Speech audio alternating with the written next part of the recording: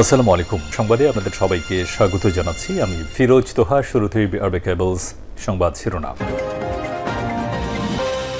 বাংলাদেশের সর্বশেষ গুরুত্বপূর্ণ আপডেট সংবাদে আপনাকে স্বাগত। শুরুতেই সংবাদ শিরোনাম, পরে বিস্তারিত। শুরুতেই জানাবো, দ্য টাইমসের প্রতিবেদন, 12 দেশে হচ্ছে টিউলিপের বিরুদ্ধে তদন্ত। ভয়ঙ্কর বিপদে পড়তে যাচ্ছেন যুক্তরাজ্যের সাবেক সিটি মিনিস্টার টিউলিপ সিদ্দিক।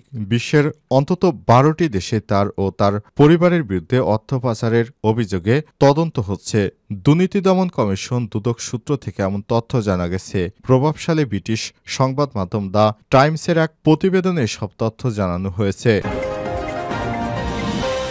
এরপর জানাবো, পুতুলের সূচনা ফাউন্ডেশনের কর সুবিধা বাতিল। জাতীয় রাজস্ব বোর্ড এনবিআরের সাবেক প্রধানমন্ত্রী শেখ হাসিনার মেয়ে ছায়মাওজেদ পুতুলের প্রতিষ্ঠিত সূচনা ফাউন্ডেশনের কর অব্যাহতির সুবিধা বাতিল করেছে। আর সোমবার 10 ফেব্রুয়ারি এনবিআর চেয়ারম্যান আব্দুর রহমান খান সই করা এক প্রজ্ঞাপনে এই সূত্রে এসব তথ্য জানিয়েছে। এদিকে রাজধানীর ধানমন্ডি 32 বেজমেন্টে পাওয়া স্কুল ড্রেসের ঘটনার নতুন মোড়। ধানমন্ডি 32-এর বেজমেন্টে কুড়িয়ে পাওয়া যায় স্কুল ড্রেস। এ নিয়ে ঘটনার নতুন মোড় নিয়েছে। অনলাইনে অ্যাক্টিভিস্ট আসিফ সৈকত তার ভেরিফাইড ফেসবুক পেজে একটি পোস্ট শেয়ার করেছেন। সেখানে 2018 সালে ধানমন্ডি আওয়ামী লীগ অফিসে 4 স্কুল ছাত্রীকে ধর্ষণের পর হত্যা করা হয়েছিল বলে অভিযোগ করা হয়। বিষয়টি নিয়ে সে সময় আল জাজিরার একটি সাক্ষাৎকারে আলোকচিত্র শিল্পী শহীদুল আলম কথা বলেছেন। তার পরিপ্রেক্ষিতে তাকে গ্রেপ্তার করা হয়েছিল। আজ 10 ফেব্রুয়ারি দুপুরের দিকে আসিফ সৈকত নিজের ভেরিফাইড ফেসবুকে সাদিকুর রহমান খান নামে একজনের ফেসবুক ওয়ালে দেওয়া পোস্ট শেয়ার করেছেন। এ বিষয়ে গুরুত্বপূর্ণ সংবাদ থাকবে, সঙ্গেই থাকুন। জানাবো, ফেব্রুয়ারিতে দেশজুড়ে কর্মসূচির ঘোষণা বিএনপির। নিত্য প্রয়োজনীয় দ্রব্যমূল্যের দাম সহনীয় পর্যায়ে রাখা সহ আইনশৃঙ্খলা পরিস্থিতির উন্নতি করা, দ্রুত নির্বাচনের দাবিতে রোডম্যাপ ঘোষণা এবং পতিত ফ্যাসিবাদে নানা চক্রান্তের অপচেষ্টা মোকাবেলা সহ বিভিন্ন দাবিতে সারা দেশে জেলা, মহানগর সমাবেশ ও পূর্ণাঙ্গ কর্মসূচির ঘোষণা করেছে বিএনপি। আজ সোমবার বিএনপির জ্যেষ্ঠ যুগ্ম মহাসচিব রুহুল কবির রিজভী স্বাক্ষরিত এক বিজ্ঞপ্তিতে বিষয়টি স্পষ্ট করা হয়েছে। এদিকে মব সৃষ্টিকারীদের কড়া বার্তা দিলেন উপদেষ্টা মাহফুজ আলম। অন্তর্বর্তীকালীন সরকারের উপদেষ্টা মাহফুজ আলম সোমবার 10 ফেব্রুয়ারি সামাজিক যোগাযোগ মাধ্যম ফেসবুকে এক পোস্টে লিখেছেন, অভ্যুত্থানের পক্ষে হলে মব করা বন্ধ করেন, আর যদি মব করেন তাইলে আপনাদেরও ডেভিল হিসেবে ট্রিট করা হবে। আজকের ঘটনার পর আর কোনো অনুরোধ করা হবে না। আপনাদের কাজ না আইন নিজের হাতে তুলে নেয়া। কোনো অপরাধী হলে তাদেরকে আইনের সোপর্দ করুন, কেউ নিজের হাতে আইন তুলে নেবেন না। এবং সর্বশেষ জানাবো, আফগানিস্তানের 7 হেলিকপ্টার ফিরে পেল যুক্তরাষ্ট্র। আফগানিস্তান থেকে সরে নেওয়া 7টি সামরিক হেলিকপ্টার ফিরে পেয়েছে মার্কিন যুক্তরাষ্ট্র। সেন্ট্রাল এশিয়ার দেশ উজবেকিস্তানে এসব হেলিকপ্টার রাখা হয়েছিল। পরে এগুলো যুক্তরাষ্ট্রের কাছে ফেরত দিয়েছে দেশটি। সম্প্রতি পাকিস্তানের সংবাদ মাধ্যম ডনের এক প্রতিবেদনে সব তথ্য জানানো হয়েছে। প্রিয় দর্শক, এতক্ষণ শুনছিলেন সংবাদ শিরোনাম, এবারে বিস্তারিত। তবে তার আগে বন্ধুরা, অনুরোধ থাকবে সংবাদটিতে একটি লাইক দিন। এই চ্যানেলে আপনি নতুন হয়ে থাকলে আমাদের সংবাদটি দেখতে দেখতে চ্যানেলটি সাবস্ক্রাইব করে রাখুন, যাতে করে বন্ধুরা আমাদের পরবর্তী লেটেস্ট আপডেট সংবাদগুলো সবার আগে আপনার কাছে পৌঁছে যায়। কমেন্ট করে আপনার মূল্যবান মতামত জানিয়ে দিন আপনি বিশ্বের কোন দেশ থেকে বা বাংলাদেশের কোন স্থান থেকে আমাদের এই সংবাদটি দেখছেন এবং শুনছেন। এবারে বিস্তারিত। দ্য টাইমসের প্রতিবেদন, 12 দেশে হচ্ছে টিউলিপের বিরুদ্ধে তদন্ত। ভয়ঙ্কর বিপদে পড়তে যাচ্ছে যুক্তরাজ্যের সাবেক সিটি মিনিস্টার টিউলিপ সিদ্দিক। বিশ্বের অন্তত 12টি দেশে তার এবং তার পরিবারের বিরুদ্ধে অর্থ পাচারের অভিযোগে তদন্ত করা হচ্ছে।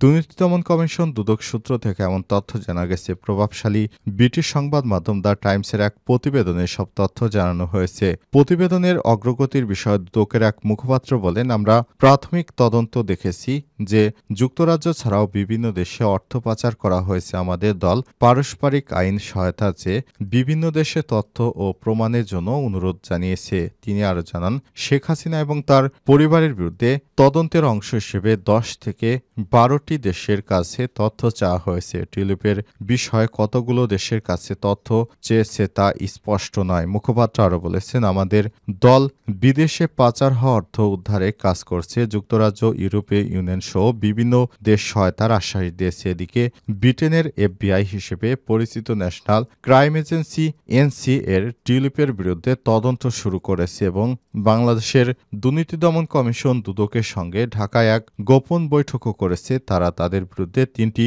তদন্ত করেছে দুদক। এগুলো হচ্ছে পারমাণবিক বিদ্যুৎ প্রকল্প থেকে লাভবান হওয়া তার খালা সাবেক প্রধানমন্ত্রী শেখ হাসিনার পরিবারের সদস্যদের জন্য জমি বরাদ্দ দিতে প্রভাবিত করা এবং অর্থ পাচারের অভিযোগ। নিজের বিরুদ্ধে অভিযোগ অস্বীকার করে আসছেন টিউলিপ, কিন্তু বারবার অস্বীকার করার পরও টিউলিপের বিরুদ্ধে বিভিন্ন দুর্নীতির সত্যতা পেয়েছে ব্রিটিশ সরকার সহ বাংলাদেশের দুর্নীতি দমন কমিশন দুদক। এরপরই ব্রিটিশ মন্ত্রীর পদ থেকে তার পদত্যাগ করতে বাধ্য করেন ব্রিটেনের সবচেয়ে ক্ষমতাধর নেতা কিয়ার স্টারমার। তার দলের দুর্নীতি বিরোধী মন্ত্রী হিসেবে দায়িত্ব পালন করছিলেন টিউলিপ, কিন্তু শেষ পর্যন্ত টিউলিপের চাকুরি বাতিল করা হয়েছে।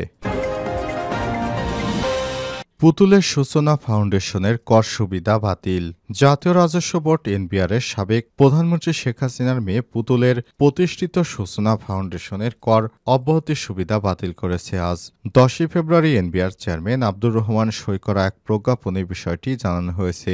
2016 ও 2023 সালে NBR এর পৃথক প্রজ্ঞাপনে অটিস্টিক বা অটিজম শিশুদের মান উন্নয়নে কাজ করা সূচনা ফাউন্ডেশনের আয়কর প্রতিষ্ঠানটির অনুকূলে যে কোনো দান বা অনুদান আয়কর মওকুফ করা হয়েছিল। এর আগে 29 জানুয়ারি সূচনা ফাউন্ডেশনের অভিযান পরিচালনা করেছে দুর্নীতি দমন কমিশন দুদক। একই সঙ্গে প্রতিষ্ঠানটির অফিসিয়াল ব্যাংক হিসাবের বড় অঙ্কের সন্দেহভাজন লেনদেন ও দুর্নীতির প্রাথমিক প্রমাণও পাওয়া যায়। দুদকের প্রধান কার্যালয় থেকে সহকারী পরিচালক ও নওশাদ আলীর নেতৃত্বে একটি টিম অভিযান চালায়। স্বেচ্ছাসেবী এবং অলাভজনক প্রতিষ্ঠান হিসেবে 2014 সালে গড়ে ওঠা সূচনা ফাউন্ডেশনের মানসিক প্রতিবন্ধিতা, স্নায়বিক প্রতিবন্ধিতা, অটিজম এবং মানসিক স্বাস্থ্য সমস্যা যুক্ত ব্যক্তিদের নিয়ে কাজ করে। সাইমজেদ পুতুলের প্রতিষ্ঠাতা ও ট্রাস্টি বোর্ডের চেয়ারপারসন ছিলেন, কিন্তু দুদকের কর্মকর্তারা খোঁজ নিয়ে দেখতে পান এ নামে কোনো প্রতিষ্ঠানই নেই। শেখ হাসিনার মেয়ে যে প্রতিষ্ঠানের অ্যাড্রেস দিয়েছিলেন সেই অ্যাড্রেসে খোঁজ নিয়ে জানা গেছে এখানে কোনো ওই নামের প্রতিষ্ঠানই পাওয়া যায়নি। এরপর দুদকের কর্মকর্তারা মনে করছেন এতদিন একটি ভুয়া নাম ব্যবহার করে NBR থেকে বিপুল পরিমাণ অনুদান নিয়েছে শেখ হাসিনার মেয়ে, কিন্তু শেষ পর্যন্ত এই প্রতিষ্ঠানটিকে আর চিহ্নিত করা যায়নি বলেও জানিয়েছে দুদকের কর্মকর্তারা। কিন্তু শেখ হাসিনার এই অটিস্টিক শিশুদের জন্য যে ফাউন্ডেশন তৈরি করেছিল, এই ফাউন্ডেশনের কোনো অনুদান আসলে সরকারকে কোনো রাজস্ব দেয়া হতো না। এই সুবিধাটি বাতিল করে দেয়া হলো। আজ অন্তর্বর্তীকালীন সরকারের নির্দেশে এই সুবিধা বাতিল করেছে NBR এর চেয়ারম্যান। ধানমন্ডি 32-এর বেসমেন্টে পাওয়া স্কুল ড্রেস নিয়ে নতুন মোড়। ধানমন্ডি 32-এর বেসমেন্টে কুড়িয়ে পাওয়া স্কুল ড্রেস নিয়ে ঘটনার নতুন মোড় দেখা দিয়েছে। অনলাইন অ্যাক্টিভিস্ট আসিফ সৈকত তার ভেরিফাইড ফেসবুক পেজে একটি পোস্ট শেয়ার করেছেন। সেখানে 2018 সালে ধানমন্ডি আওয়ামী লীগ অফিসে 4 স্কুল ছাত্রীকে ধর্ষণের পর হত্যা করা হয়েছিল বলে অভিযোগ করা হয়। বিষয়টি নিয়ে সে সময় আল জাজিরা একটি সাক্ষাৎকারে আলোকচিত্র শিল্পী শহীদুল আলম কথা বলেন। তার পরিপ্রেক্ষিতে তাকে গ্রেপ্তারও করা হয়েছিল। সোমবার 10 ফেব্রুয়ারি দুপুরের দিকে আসিফ সৈকত তার নিজের ভেরিফাইড ফেসবুকে সাদিকুর রহমান খান নামে একজনের ফেসবুক ওয়ালে দেয়া এক পোস্ট শেয়ার করেছেন। ওই পোস্টে বলা হয়েছে 2018 সালে ধানমন্ডি আওয়ামী লীগ অফিসে 4 জন মেয়েকে ধর্ষণ করার পর হত্যা করা হয়েছিল বলে খোদ শহীদুল আলম আল জাজিরাকে বলেছিলেন। এই ইন্টারভিউ দেওয়ার পর শহীদুল আলমকে গ্রেপ্তার করে রিমান্ডে নেওয়া হয়। রিমান্ডে মারধর করে তাকে রক্তাক্ত করা হয়েছিল। এতে আরও উল্লেখ করা হয়, খটকা তখনই লেগেছিল নিউজটা যদি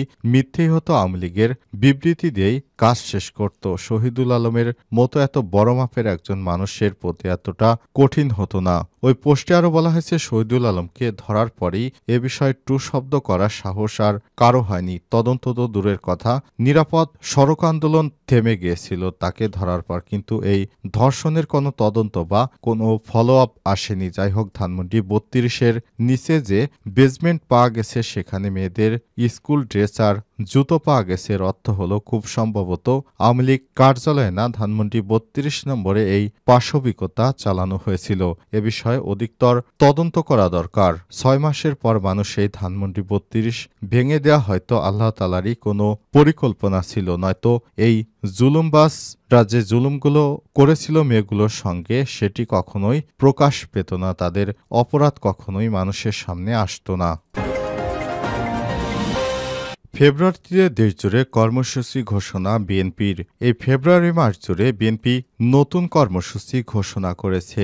বিএনপির নেতারা বলছেন, এই সরকার দ্রুত নির্বাচন দিবে, এজন্য তারা রোডম্যাপ ঘোষণা করেছে এবং রোডম্যাপ ঘোষণা করতে সরকারকে চাপে রাখতেই মূলত এই কর্মসূচির আয়োজন করেছে।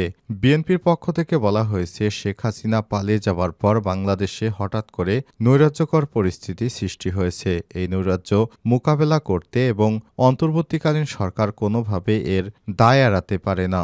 বিএনপির নেতাকর্মীরা বলছেন, শেখ হাসিনা বিদেশে বসে যে চক্রান্ত করছে তাই মবেও মানুষ মারা যাচ্ছে, কিন্তু সরকার অতি দ্রুত আইনশৃঙ্খলা পরিস্থিতি উন্নতি করবে এবং পাশাপাশি সরকার দ্রুত সময়ের মধ্যে নির্বাচনী রোডম্যাপ ঘোষণা করবে এবং পতিত শেখ হাসিনা স্বৈরাচারকে প্রতিহত করতে বিএনপির এই ধরনের কর্মসূচি বলে জানা গেছে। আজ বিএনপির সিনিয়র যুগ্ম মহাসচিব অ্যাডভোকেট রুহুল কবির রিজভী স্বাক্ষরিত এক প্রেস বিজ্ঞপ্তিতে বিষয়টি জানানো হয়েছে। সেখানে বলা হয়েছে, আগামী ১১ থেকে ২৪ তারিখ পর্যন্ত বিএনপির নেতাকর্মীরা রোজার আগে এই কর্মসূচি নিয়ে মাঠে থাকবে। বিএনপির নেতাকর্মীরা চায় অতি দ্রুত নির্বাচন হয়ে যাক, তাহলেই দেশের সব সমস্যা, সব সংকট কেটে যাবে।